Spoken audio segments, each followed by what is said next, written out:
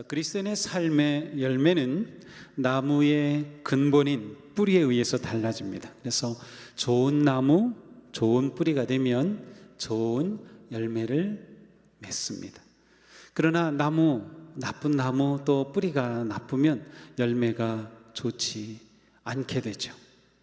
우리 존재에 있어서 바로 이 뿌리와 같은, 우리 존재의 뿌리와 같은 것이 성품이다라고 하는 것을 생각해 보았습니다.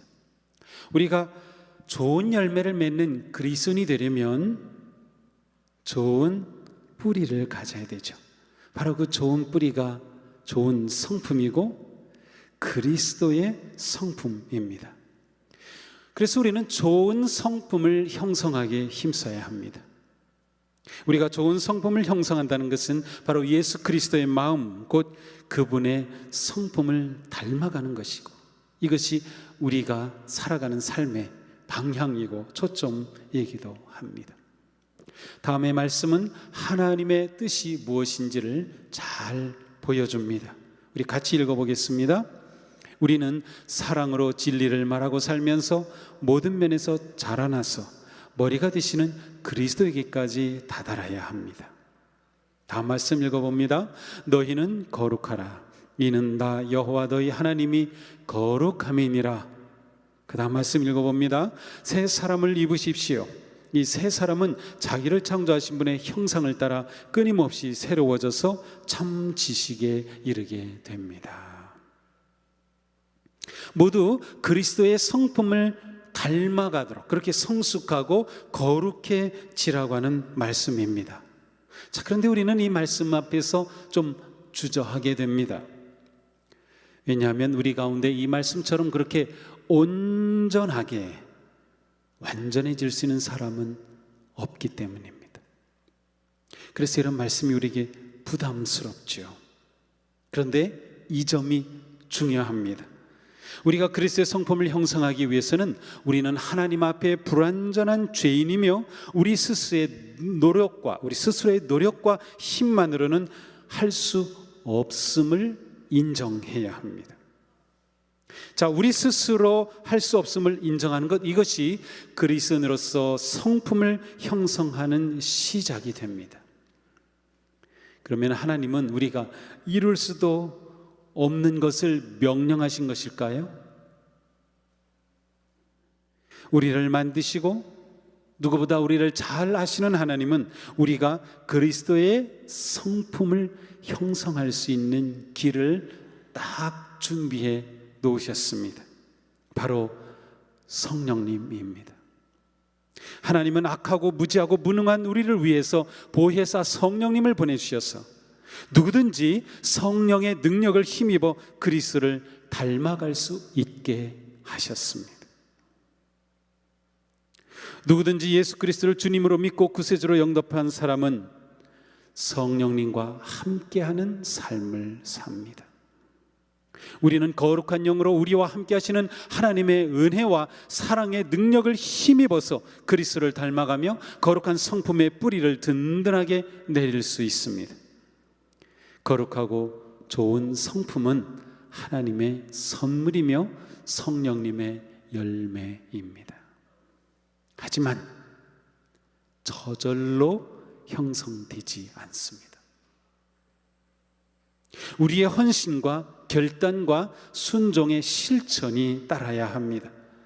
그래서 성품 훈련이 필요한 것입니다. 지난주에 봤던 성품의 의미를 다시 한번 보겠습니다. 우리 같이 한번 읽어보겠습니다. 좋은 성품은 첫째, 모든 상황에서 가장 높은 행동 기준에 따라 옳은 일을 하려는 내면의 동기이다. 둘째, 어떤 상황에서든 올바른 반응을 하도록 개인의 삶에 다져진 견고하고 뚜렷한 품성들로 이루어진다. 세 번째, 어려운 상황에서 지혜롭게 반응한다. 네 번째, 아무도 보지 않아도 드러내는 자신의 참 모습이다. 이것이 성품의 의미입니다. 이제부터는 우리가 입어야 할 예수 그리스도의 성품의 옷을 하나씩 살펴보겠습니다. 삶 속에서 성품이 어떻게 이루어지는가라는 책이 있습니다. 이 책에서는 복음서에 나타난 예수님의 명령을 49가지로 요약합니다. 그리고 그 각각의 명령에 담겨 있는 성품을 제시합니다. 따라서 예수님의 말씀에서 찾을 수 있는 그리스도의 성품은 모두 49가지입니다. 물론 49가지보다 더 될 수도 있고요, 또 줄일 수도 있겠지만 49가지로 이렇게 요약하고 있어요. 자, 이번 오렌지 축제 기간 동안에 우리는 이 중에서 8가지의 성품을 생각해 보려고 합니다. 우리는 먼저 각각의 품성에 대한 실천적인 정의를 내려볼 것입니다. 이게 무슨 뜻인가 하면, 오늘 우리는 사랑이라고 하는 품성을 봅니다. 그러면 사랑이 무엇인가에 대해서 실천적인 정의를 내려보는 것입니다. 왜냐하면 이렇게 정확하고 세밀하게 정의를 하되 실천적으로 정의를 내리게 되면 우리가 좀 더 구체적이고 또 명료하게 우리의 삶에 적용할 수 있기 때문입니다. 에스라 느헤미야 시대에 하나님은 율법책이 낭독될 때 뜻을 밝히고 설명하여 다 깨닫게 하셨습니다. 이것과 같습니다. 우리는 각각의 품성에 대해 실천적으로 정의를 내릴 때 이 실천적인 정의는 첫째로 성령님의 가르침, 곧 말씀과 일치해야 합니다. 두 번째, 참된 사랑에 부합해야 합니다. 세 번째, 나머지 품성들과 조화를 이루어야 합니다. 네 번째, 그 품성을 우리 삶에 적용할 때 결과를 분명하게 확인할 수 있어야 합니다. 자, 이러한 4가지의 기준에 따라서 각각의 품성에 대해서 정의, 의미를 확인하게 될 것입니다. 자, 오늘은 사랑이라 그랬어요. 첫 번째 성품의 옷은 사랑입니다. 사랑은 무엇보다도 모든 품성의 기초입니다. 하나님은 사랑이시기 때문이죠. 사도 요한은 말씀하죠. 하나님은 사랑이십니다. 사랑은 하나님의 본성이며 하나님의 사랑은 예수 그리스도 안에서 온전하게 드러났습니다. 같이 읽어봅니다. 하나님이 세상을 이처럼 사랑하사 독생자를 주셨으니 이는 그를 믿는 자마다 멸망하지 않고 영생을 얻게 하려 하심이라. 아멘. 자, 복음서에서 49가지의 품성으로 나타난다 하더라도 모든 품성은 사랑의 구체적인 표현의 하나일 뿐입니다. 그러니까 모든 품성이 다 묶어진다면 그것은 곧 사랑이라고도 말할 수 있어요. 사랑은 하나의 품성이면서 동시에 모든 품성의 집합이며 완성입니다. 진정한 성공은 관계로 결정이 되고 그 관계는 성품, 곧 사랑으로 결정됩니다. 우리가 생명력이 넘치는 관계를 맺으려면 먼저 하나님과 깊은 사귐이 있어야 합니다. 하나님이 베푸시는 사랑을 체험하고 그 사랑의 힘으로 우리는 자기 자신, 배우자, 가족, 직장, 교회, 사회에서 바르고 성숙한 관계를 맺을 수 있습니다. 우리가 하나님을 닮은 성품을 형성하는 것을 기초로 해서 모든 관계를 맺게 된다면 우리의 인생은 진정으로 성공한 인생이 될 수 있어요. 모든 진정한 인생의 성공은 관계로 결정이 되고 그 관계를 결정하는 것은 사랑입니다. 그런데 이 세상의 모든 관계는 사랑이 아닙니다. 그래서 우리에게 이 사랑의 품성을 형성하는 게 너무도 중요합니다. 진정한 성공한 인생이 되는 길이 여기에 있습니다. 그러므로 우리는 먼저 사랑의 품성을 잘 알고 이해하고 우리 안에 세워야 합니다. 자, 사랑을 품성의 하나로 볼 때 우리는 다음과 같이 실천적인 정의를 내려볼 수 있습니다. 같이 읽어봅니다. 사랑은 대가를 바라지 않고 다른 사람의 기본적인 필요를 채워주는 것이다. 자, 이것이 사랑의 의미하는 것입니다. 다른 여러 가지로 많은 정의가 나올 수 있지만 실천적 정의로 이렇게 정의를 내린 겁니다. 대가를 바라지 않고 다른 사람의 기본적인 필요를 채워주는 것이 사랑입니다. 그렇다면 사랑의 반대 개념은 이기심입니다. 신약 성경에서 사랑에 해당하는 대표적인 단어가 아가페와 필레오라고 하는 단어입니다. 아가페는 끔찍하게 아끼고 헌신적으로 희생하는 무조건적인 사랑입니다. 오늘 어버이 주일인데 어머니의 사랑이 바로 이 아가페 사랑이라고 할 수 있어요. 그리고 이 사랑에는 언제나 기쁨의 의미가 담겨져 있어요. 아가페 하면 거기는 기쁨이 있어요. 우리 어머니가 자녀를 사랑할 때 그 희생하고 그렇게 자녀를 섬기면서 얼굴을 찡그리는 적이 있나요? 그것은 기쁨이 넘쳐나는 것과 같아요. 반면에 필레오라고 하는 이 사랑은 다정다감한 것, 친절한 것, 그리고 우정과 같은 것을 의미합니다. 재미있게도 요한복음 맨 마지막 장 21장에서는 부활하신 예수님이 베드로와 대화하시는 장면이 나옵니다. 그런데 여기에 아가페와 필레오라고 하는 이 두 단어가 동시에 나오고 있어요. 예수님이 베드로에게 물으시죠. 내가 나를 이것들보다 더 사랑하느냐? 이때 예수님은 아가페로 물으셨어요. 그런데 베드로가 대답하죠. 내가 주님을 사랑하는 줄 주께서 아십니다. 이때 베드로는 필레오로 대답한 겁니다. 예수님은 내가 나를 이것들보다 완벽한 아가페 사랑으로 나를 사랑하니? 그러는데 베드로는 저는 주님을 필레오의 사랑으로 사랑할 뿐입니다. 두 번째도 똑같이 예수님이 물으시고 베드로가 똑같이 대답했어요. 자, 그런데 재미있는 것은 세 번째입니다. 예수님이 세 번째로 물으실 때는 내가 나를 사랑하느냐 할 때 아가페로 묻지 않으시고 필레오로 물으셨어요. 내가 나를 필레오로 사랑하느냐? 내가 아가페가 아니라 자꾸 필레오로 대답하는구나. 좋아, 그러면 내가 정말 필레오의 사랑으로 나를 이것들보다 더 사랑하니? 그때 베드로가 역시 대답하죠.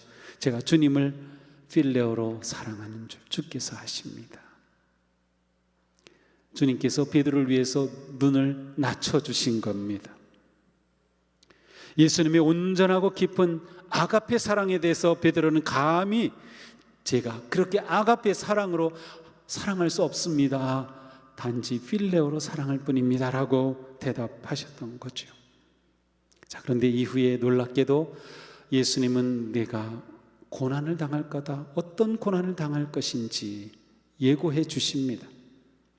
그리고 베드로가 이 고난을 기쁨과 감사로 받을 때, 성령의 능력으로 감당할 때 베드로는 아가페의 사랑을 할 수 있게 되었습니다. 놀랍게도 고난을 통해 사랑은 깊어지고 완전해지고 주님을 닮아갑니다. 자, 우리 스스로 사랑할 능력이 없기에 하나님은 먼저 우리를 사랑해 주셨습니다. 성품 형성은 이렇게 시작됩니다. 좋은 성품은 주님을 닮는 것이기 때문입니다. 우리는 앞에서 사랑은 대가를 바라지 않고 다른 사람이 기본적인 필요를 채워주는 것이라고 정의하였습니다. 다른 사람의 기본적인 필요를 채워주는 것을 우리는 베품이라고 할 수 있습니다. 사랑은 베품 없이는 완성되지 않습니다. 에이미 카마이클은 이렇게 말합니다. 사랑 없이 베풀어 줄 수는 있어도 베품 없이 사랑할 수는 없다.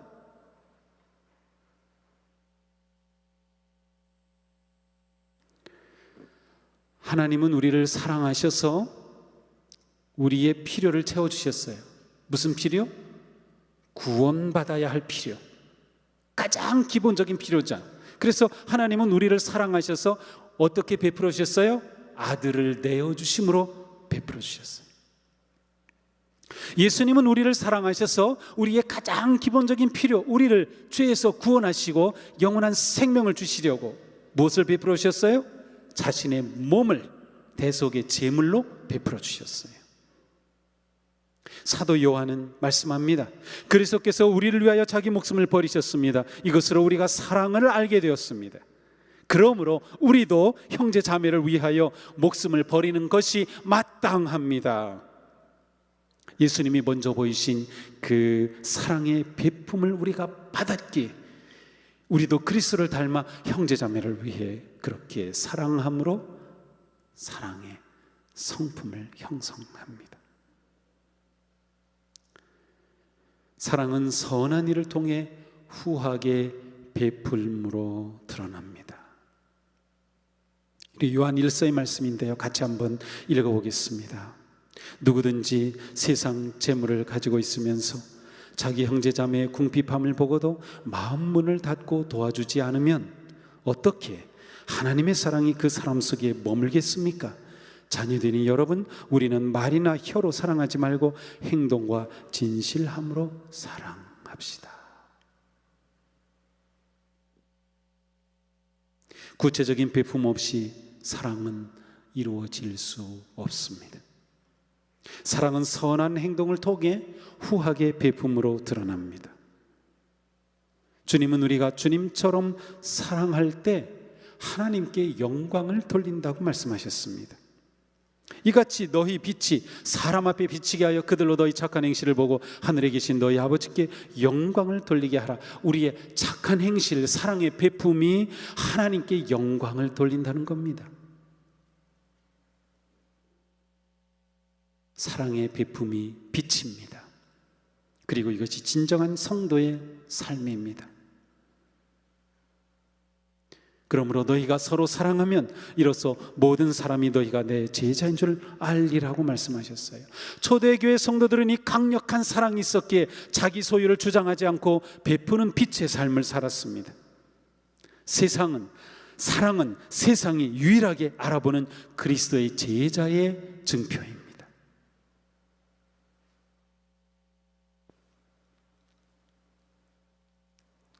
코로나 시대에도 우리가 전도할 수 있을까요? 할 수 있습니다. 어떻게? 사랑의 증표만 보여주면 됩니다. 사랑의 증표. 참된 사랑은 가장 중요한 품성입니다. 나머지의 모든 품성은 오직 참된 사랑의 동기에서 나와야만 합니다. 그렇지 않은 것은 온전한 성품이 아닙니다. 참된 사랑에서 나온 것이 아니라면 그 어떠한 성품도 헛되고 무익합니다. 그래서 오늘 본문에서 말씀하죠. 내가 모든 소유를 내어줄지라도 사랑이 없으면 내게는 아무런 유익이 이로움이 없습니다. 아가페의 사랑은 이렇게 믿음과 소망보다도 더 위대합니다. 이 사랑은 하나님께서 주신 가장 큰 계명이기도 하죠. 고린도전서 13장은 이 사랑이 무엇인지를 구체적으로 말씀합니다. 사랑은 오래 참습니다. 그러므로 사랑은 낙담하지 않아요. 불행과 고난을 참고 용감하게 견딥니다. 하나님께서 선하게 보상하여 주실 것을 기쁨으로 확신하며 비난과 상처를 감내합니다. 이 오래 참는 사랑으로부터 어떠한 품성들이 나오는가 하면 끈기, 인내, 용서, 기쁨, 믿음, 충성, 유연성의 성품이 세워집니다. 다음으로 사랑은 친절합니다. 사랑은 언제나 도우려고 하고 호의적으로 행동합니다. 누군가 요청할 때 간청을 잘 들어주며 나누어 주려고 합니다. 사람들의 단점을 보기보다 그들의 부족함을 헤아려 줍니다.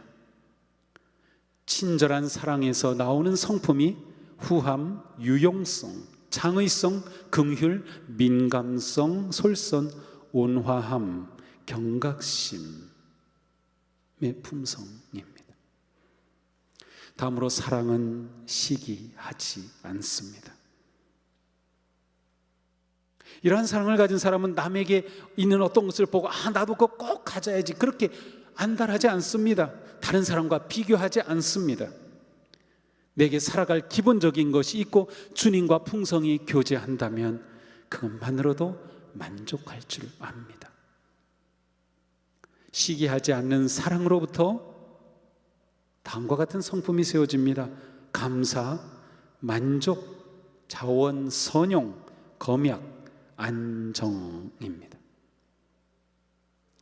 다음으로 사랑은 자랑하지 않습니다. 자기의 능력이나 성취를 선전하지 않습니다. 자화자찬하지 않습니다. 자신의 덕과 업적을 자랑하지 않습니다. 이 사랑으로부터 신실, 온유, 존중의 품성이 세워집니다. 사랑은 교만하지 않습니다. 자신의 중요성을 지나치게 주장하지 않습니다. 다른 사람을 비난하고 무시하거나 업신여기지 않습니다. 우쭐대지 않습니다. 이 사랑으로부터 덕과 겸손의 품성이 세워집니다. 사랑은 무례하지 않습니다. 자신을 과시하거나 사람들의 욕망을 부추기지 않습니다. 불선한 행동이나 부끄러운 행동을 하지 않으며 예의가 바릅니다. 이 사랑으로부터 절제, 신중, 책임감의 품성이 세워집니다. 사랑은 자기의 유익을 구하지 않습니다. 사랑은 자기 주장을 하지 않으며 자기가 원하는 것을 강요하지 않습니다. 자신의 이익을 위해 어떤 것도 탐하지 않습니다. 다른 사람의 어려운 형편을 살핍니다. 다른 사람을 위해 기꺼이 희생합니다. 이 사랑으로부터 환대와 신뢰성의 품성이 세워집니다.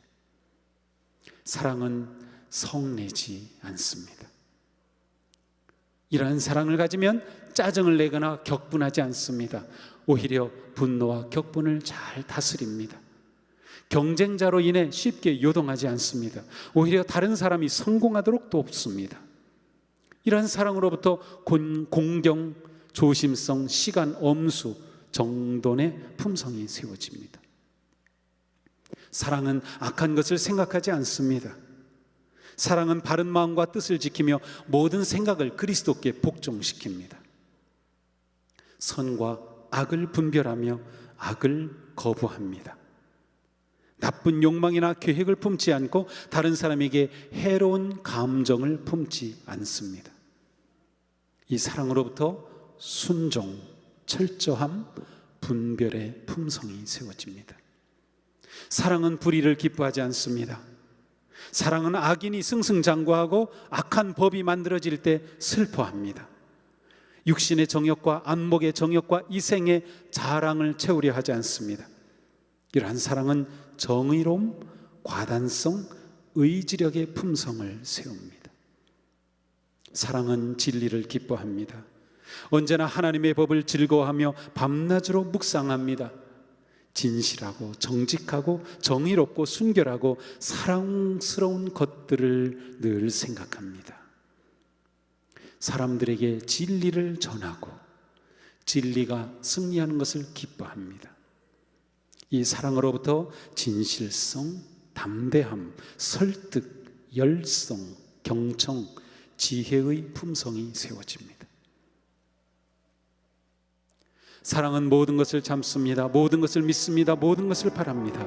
모든 것을 견딥니다. 사랑은 영원합니다.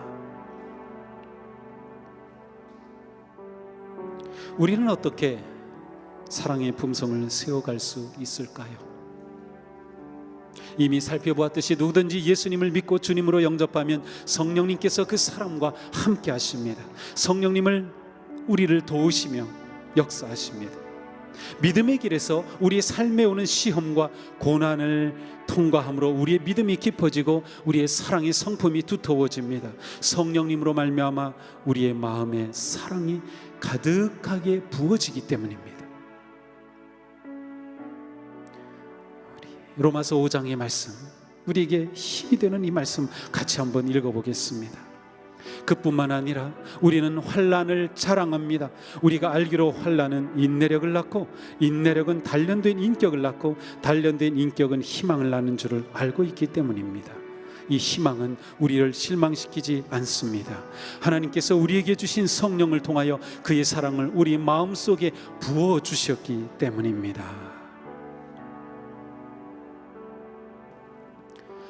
우리 자신의 모습을 돌아봅시다.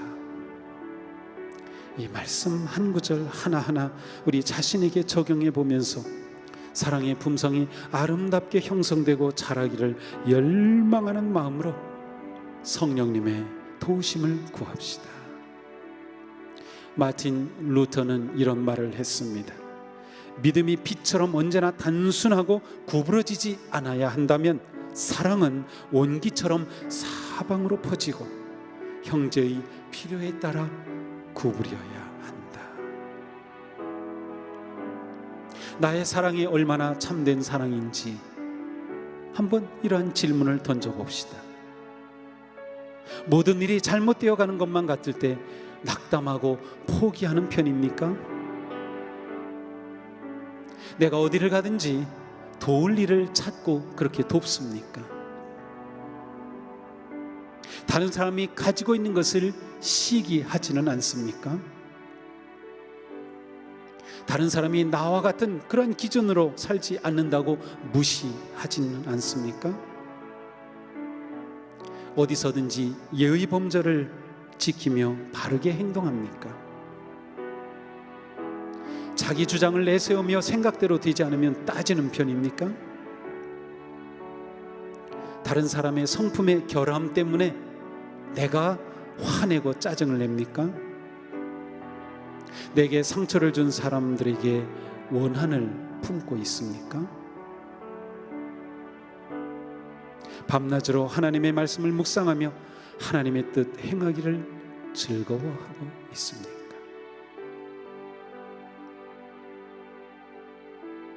이러한 물음에 대해 어떤 것은 아니요, 어떤 것은 네 라고 우리가 분명하게 대답할 수 있습니까?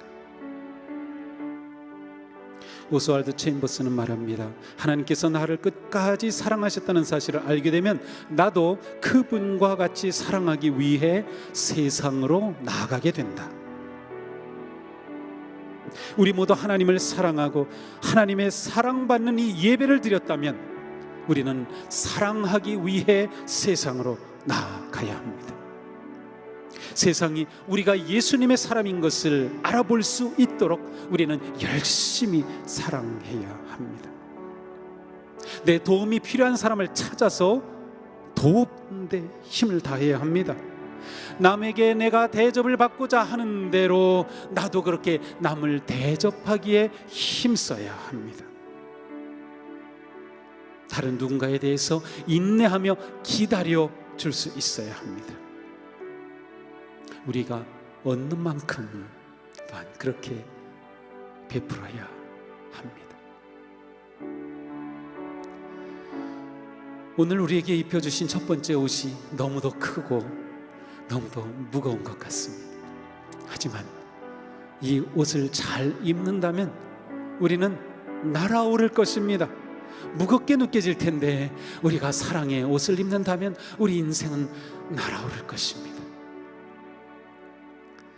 그리스도의 거룩한 성품, 모든 성품의 완성인 그 품성 사랑, 오늘 우리가 이 놀라운 옷을 입고 거룩한 삶의 아름다운 향기를 온 세상에 전하는 그 멋진 예수님을 드러내는 삶,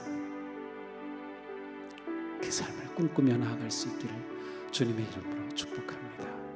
기도합시다.